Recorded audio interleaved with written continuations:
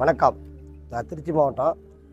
திருச்சி மாவட்டத்தில் பாஜகவில் வந்து மாவட்ட செயலாளராக இருக்கேன். அதாவது புறநகர் லால்குடி வடக்கு. அதாவது இப்போ வந்து முதலையாக வந்து இப்போ இந்த இத்தனை 4 ஆண்டு காலமாக திமுக ஆட்சி நடத்திக்கிட்டு இருந்தாங்க. இன்னும் எங்கள் ஊருக்கு ஒன்றுமே செய்யலை.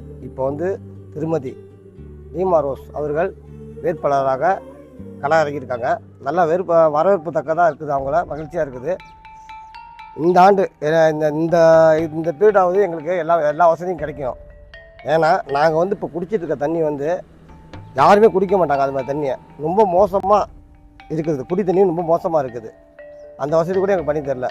அதாவது கழிப்பிடம் கட்டி கொடுத்தாங்க. கழிப்பிடம் கட்டி கொடுத்து 5 வருஷம் 4 ஆண்டுகள் ஆயிடுச்சு. இன்னும் அதை ஓப்பனுமே பண்ணல. அது அப்படியே கிடப்பில் தான் கிடக்குது.